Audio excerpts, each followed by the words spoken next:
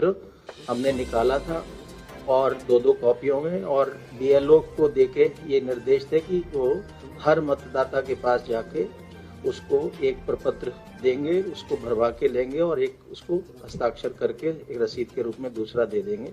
ये कार्य गणना चरण में होना था। शुरुआत में ये हमारा गणना चरण था, इसमें 1 सप्ताह के लिए समय बढ़ाया गया था पूरे देश के लिए, कई राज्यों के लिए। उसके बाद हमारा 11 दिसंबर को गणना चरण समाप्त होना था, लेकिन बड़ी संख्या में उत्तर प्रदेश में मतदाताओं के नाम ड्राफ्ट वोटर लिस्ट से हट रहे थे, लगभग 2,97,00,000 के करीब। इसको देखते हुए, और मैपिंग भी उस समय हमारी काफ़ी तेज़ी से हो रही थी, इसको देखते हुए 15 दिन का अतिरिक्त समय हमने मांगा था भारत निर्वाचन आयोग से उत्तर प्रदेश के लिए, जो मिला। और गणना चरण फिर 11 दिसंबर की बजाय 26 दिसंबर तक हमारा चला। 26 दिसंबर को गणना चरण समाप्त हो गया, इससे संबंधित सारी फील्ड की कार्रवाइयाँ समाप्त हो गई थी और हमारा 31 दिसंबर को वोटर लिस्ट प्रकाशन की तिथि थी। लेकिन साथ ही साथ इस जो हमारा फील्ड में जो वर्क चल रहा था, इसके साथ ही साथ भारत निर्वाचन आयोग के निर्देश थे कि अगले जो भी इलेक्शन होंगे उसमें एक पोलिंग स्टेशन पर, एक मतदेय स्थल पर 1200 से अधिक वोटर नहीं रहेंगे। तो हमारे जो इससे पहले का एक स्टैंडर्ड था वो 1500 वोटर्स का था, तो काफ़ी ऐसे मतदेय स्थल थे जिनमें 1200 से अधिक वोटर थे। तो उसको हमने रैशनलाइज, एक संभाजन की प्रक्रिया है कि नए पोलिंग स्टेशन बनाएं, जहां अधिक मतदाता है उनको शिफ्ट करके नए पोलिंग स्टेशन पे ले जाएं। इस प्रक्रिया में 15,030 नए मतदेय स्थल उत्तर प्रदेश में बने और के अनुमति 23 दिसंबर को हमें प्राप्त हुई भारत निर्वाचन आयोग से। तो उसमें लगभग 7-8 दिन उसमें सर्वर पे ये शिफ्टिंग का काम, नए सेक्शन, नए पोलिंग स्टेशन बनाने का लगता है। इसलिए हमने 6 दिन का अतिरिक्त समय भारत निर्वाचन आयोग से मांगा और इसलिए आज 6 जनवरी को हम लोग इस ड्राफ्ट इलेक्ट्रल रोल को हमने पब्लिश किया है। और इसके जो मुख्य निष्कर्ष हैं कि हमारा इसका नेट रिजल्ट ये निकला कि जो 15,44,30,092 मतदाता थे, वो उनमें से जिनके गणना प्रपत्र जो रह रहे हैं उत्तर प्रदेश में, जीवित हैं, या तो स्वयं ने हस्ताक्षर करके दिया या उनके परिवार के किसी वयस्क सदस्य ने हस्ताक्षर करके दिया, वो गणना पत्र जो हमारे पास आए वो थे लगभग 12,55,00,000। एग्जैक्ट है 12,55,56,025। जो पुरानी, जो हमारी 27 अक्टूबर 2025 की मतदाता सूची के जितने मतदाता हैं उनका 81.30, 81.30%, यानी इतने हमें लोगों ने वापस साइन करके फॉर्म दिए कि हमारे नाम ड्राफ्ट में होने चाहिए। तो जो बचे, जिनके साइन करके नहीं आए, वो 18.70% है। और उसका जो ब्रेकअप है किन वजहों से वो फॉर्म्स नहीं आए, वो है कि जो मतदाता जिनके बारे में फील्ड की भ्रमण के बाद बीएलओ को ये सूचना प्राप्त हुई कि इनकी डेथ हो गई, ऐसे मृत मतदाता 46.23 लाख थे, जो 27 अक्टूबर 2025 की मतदाता सूची का 2.99% है। ये आपको हम डिटेल, हमारा प्रेस नोट में ये सारी डिटेल्स होंगी, सो इसलिए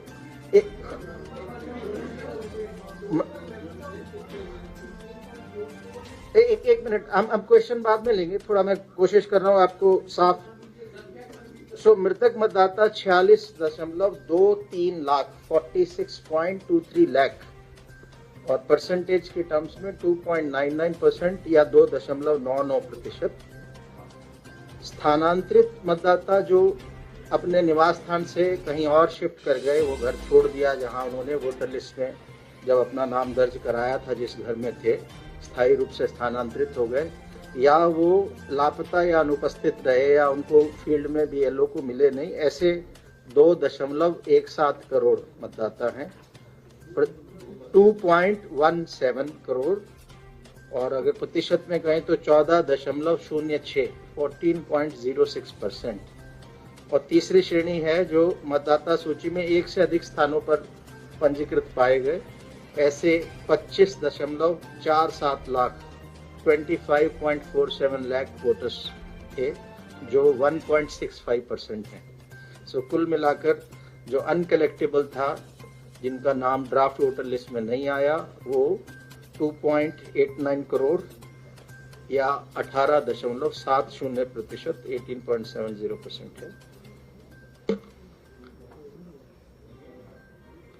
सो फाइनल हमारी जो आज फाइनल मतलब आज जो ड्राफ्ट वोटर लिस्ट हो रही है पब्लिश, उसमें 12,55,56,025 मतदाता है।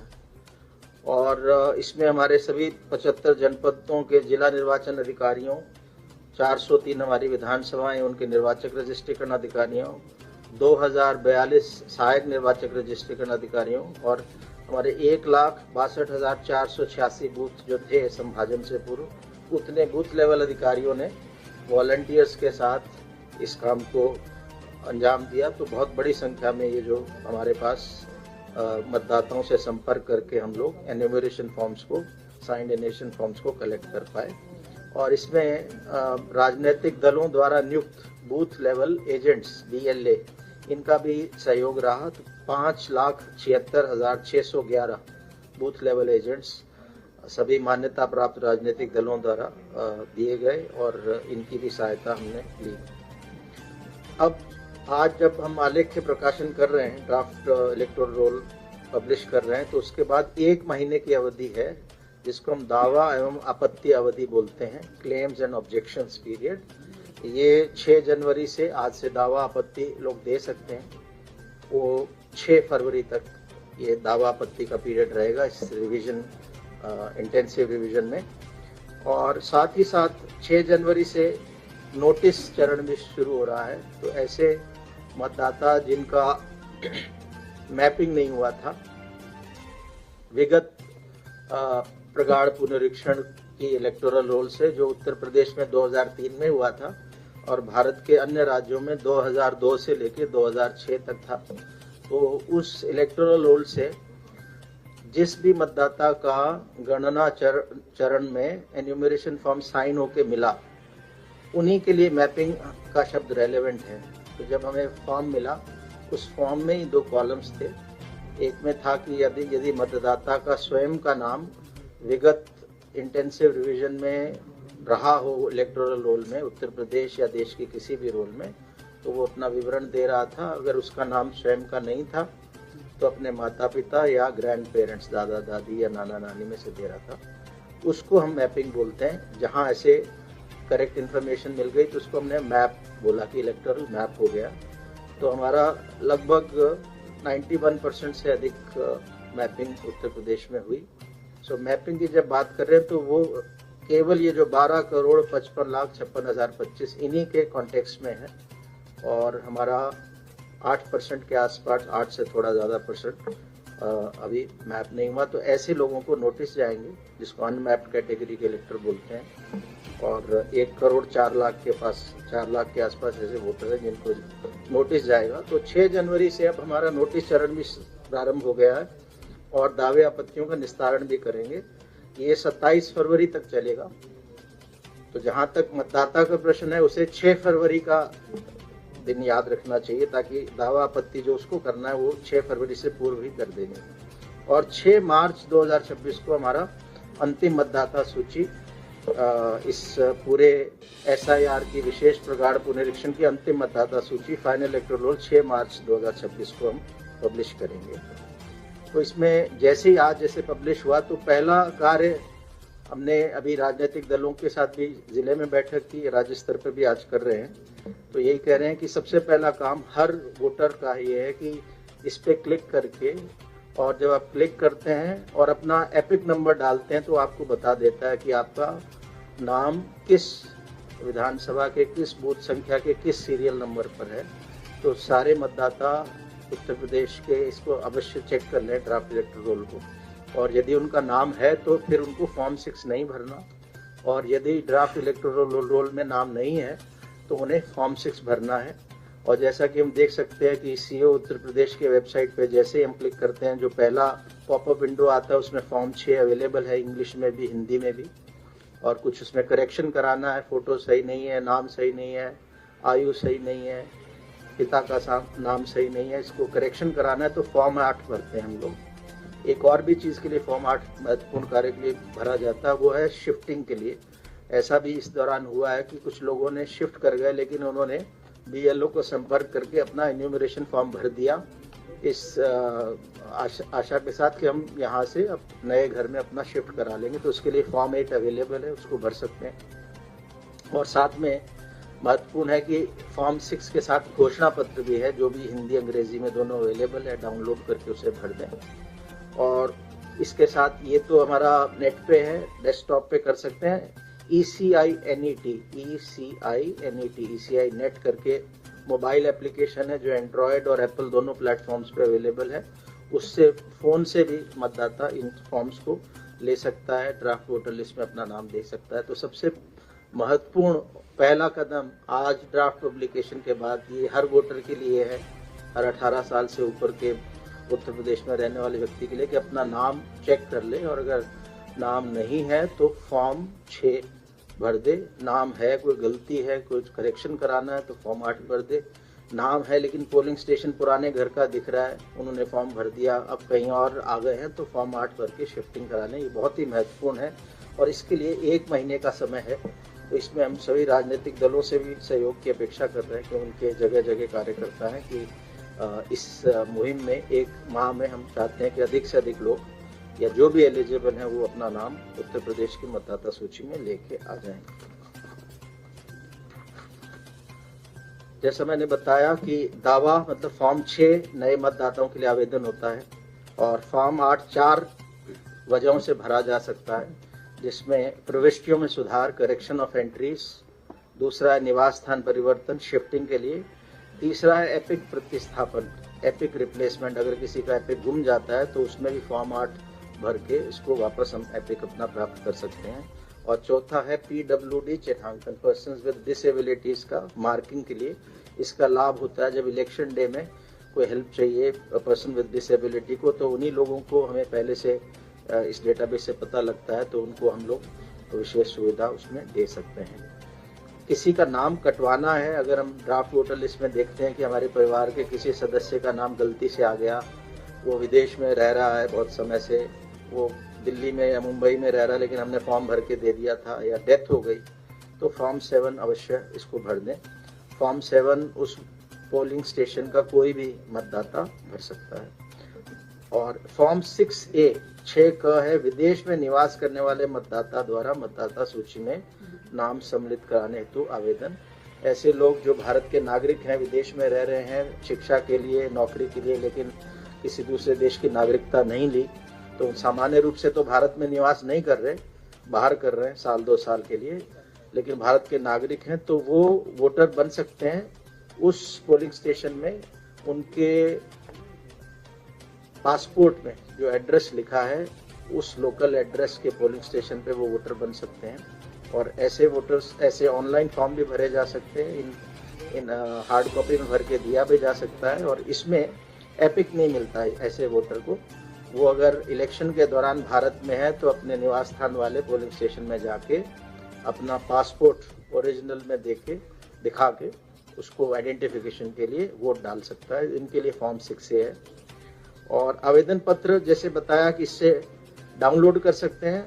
ऑनलाइन भरना है तो voters.eci.gov.in पे जाके ऑनलाइन भर सकते हैं, डाउनलोड की जरूरत नहीं, उसी पे एंट्री किया, उसी पे अपलोड किया डॉक्यूमेंट, और उसको ऑनलाइन ही सबमिशन हो जाता है। और चाहे तो डाउनलोड करके फिजिकली भर के हमारे अपने बूथ लेवल ऑफिसर्स को आप दे सकते हैं। और वोटर रजिस्ट्रेशन सेंटर है हर तहसील में, जहाँ SDM बैठते हैं, उनके एक वोटर रजिस्ट्रेशन सेंटर, उस पर भी दे सकते हैं। और हमने इस दौरान जो गणना चरण के दौरान राजनीतिक दलों के साथ कई चरणों में बैठकें हुई। राज्य स्तर पर 3 बैठक हुई, जिला स्तर पे जिला निर्वाचन अधिकारी के साथ हुई, और इलेक्टोरल रजिस्ट्रेशन ऑफिसर जो SDM स्तर के हमारे अधिकारी हैं उनके स्तर पे भी बैठकें हुई। कुल 1546 ऐसी बैठकें हमने राजनीतिक दलों के साथ इस गणना चरण में किया। और तो अब आज की तारीख में फॉर्म वो भर सकते हैं वो लोग जो 1 जनवरी 2026 को 18 साल के पूरे हो रहे हैं, यानी 1 जनवरी 2008 से पहले जिनका जन्म हुआ है, 1 जनवरी 2008 को जन्म हुआ है या उससे पहले जन्म हुआ है, उनका वोट नहीं बना हुआ है, तो वो लोग फॉर्म भर सकते हैं। फॉर्म तो यूं 1 अक्टूबर 2026 को जो 18 साल का हो रहा है वो भी भर सकता है, लेकिन उसका नाम ये जो 6 मार्च की मतदाता सूची आएगी उसमें नहीं होगा, क्योंकि वो लोग एलिजिबल हो रहे हैं 1 अप्रैल को, 1 जुलाई को या 1 अक्टूबर को, लेकिन उनके फॉर्म वो अभी भर सकते हैं, ऑनलाइन भी फॉर्म भर सकते हैं। सो उनका फॉर्म पड़ा रहेगा, उसकी प्रोसेसिंग जब ये हमारी फाइनल वोटर लिस्ट जारी हो जाएगी उसके बाद, यानी जिनका 1 अप्रैल 2026 को हो रहा है उनका अप्रैल में वोट बन जाएगा, जिनका 1 जुलाई को जो 18 साल के हो रहे हैं उनका जुलाई महीने में बन जाएगा, और जिनका 1 अक्टूबर 2026 को जो 18 साल के हो रहे हैं वो अक्टूबर 2026 में वोटर बन जाएंगे। यानी आज की तारीख में 17.25 साल से ऊपर के लोग वोट फॉर्म 6 भर सकते हैं, और हम चाहेंगे आपके माध्यम से ये जानकारी युवा छात्रों को मिले कि अगर वो 1 अक्टूबर 2026 को 18 साल के हो रहे हैं तो वो फॉर्म अभी भी भर सकते हैं। बस महत्वपूर्ण है कि अभी जो नाम आएगा हमारी 6 मार्च को वो केवल उन लोगों का आ पाएगा जिनका 1 जनवरी 2026 को 18 साल की आयु पूरी हो गई थी। गणना चरण में निर्देश ये थे, बीएलओस को हमने फॉर्म 6 भी दिया था कि आप जब घर जाए तो पुराना वोटर जिसका नाम ऑलरेडी है उसको तो एन्यूमरेशन फॉर्म दें, गणना चरण दें, हस्ताक्षर कराएं, लेकिन ऐसे लोग जिनका नाम नहीं है, नए वोटर बनना चाहते हैं, उनको फॉर्म 6 दें। तो ऐसे लगभग 15,78,483 हमारे फॉर्म 6 ऑलरेडी भर के हमारे सिस्टम में आ गए हैं। फिजिकली तो इससे ज़्यादा आए हैं, क्योंकि पिछले जब से हम रैशनलाइजेशन कर रहे थे 8-9 दिनों में वो ऑनलाइन नहीं हो पाए, तो ये 15,78,483 वो हैं जो सिस्टम में ऑलरेडी आ गए, लेकिन हमारा अंदाज़ा है इससे काफ़ी ज़्यादा पिछले 9-10 दिनों में हमारे ऑफिसर्स के पास फॉर्म 6 आ गए। तो हम उम्मीद कर रहे हैं कि अगला जो हमारा अब जो महीना है जनवरी,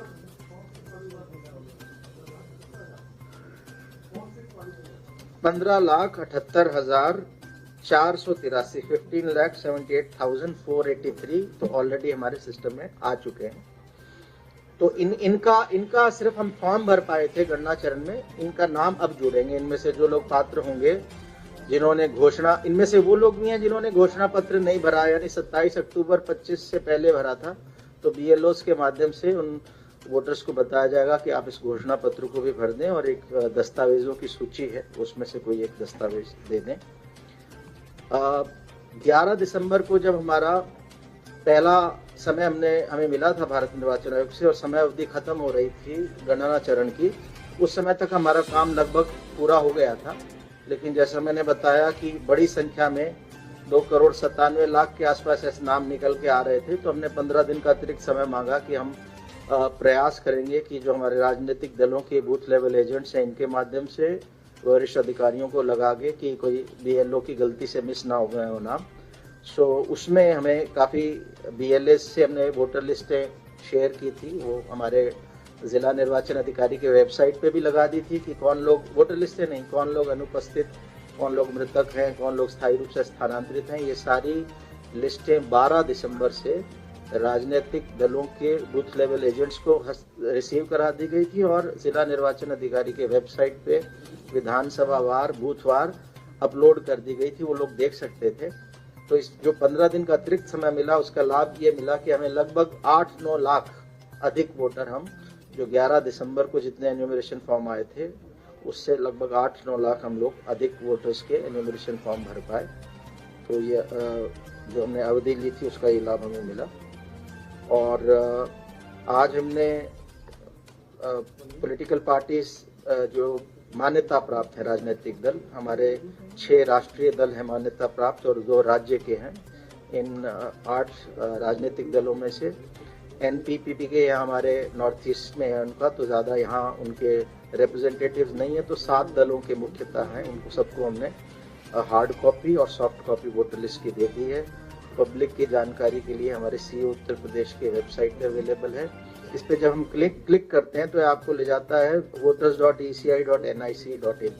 भारत निर्वाचन आयोग का जो वेबसाइट है, तो उस पर भी अगर कोई डायरेक्टली जाए, search your name in electoral roll से उसको देख सकता है।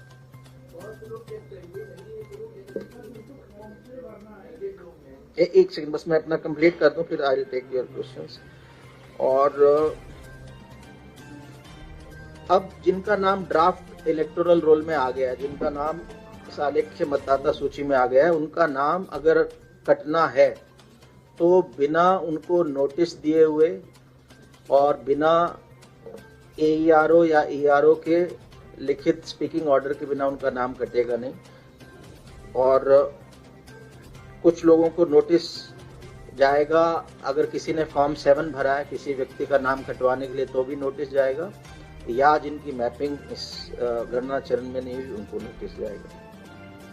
सो प्रयास ये है कि हम लोग कोई भी पात्र मतदाता है वो इससे छूटे नहीं। हमारे फाइनल इलेक्टोरल रोल जो SIR का आ रहा है, तो इसके लिए हम एक्सपेक्ट कर रहे हैं कि बड़ी संख्या में हमारे पास फॉर्म 6 राजनीतिक दलों के सहयोग से और आपके माध्यम से जो अवेयरनेस हम कर रहे हैं उसके माध्यम से जनता तक बात पहुंचेगी और अपना नाम लोग चेक करके फॉर्म 6 भरेंगे। इसके साथ ही साथ बस मैं भी अब क्वेश्चन ले रहा हूँ। एक चीज और आपको बता दूं, आज ही हमारे यहाँ जो 2 हाउस हैं स्टेट लेजिस्लेचर के, तो लेजिस्लेटिव काउंसिल में हमारे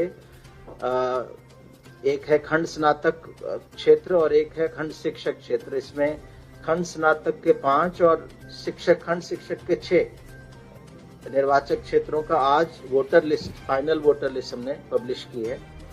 तो इसमें हमारे ये भी आज ही जारी हुई है। लखनऊ खंड स्नातक में 2,11,756 मतदाता हैं और वाराणसी खंड स्नातक में 2,69,372 हैं। इसी प्रकार हमारे बाकी जो क्षेत्र है, इसका हमने अलग से प्रेस विज्ञप्ति निकाला जिसमें इनकी डिटेल है, तो इसको हम लोग देख सकते हैं।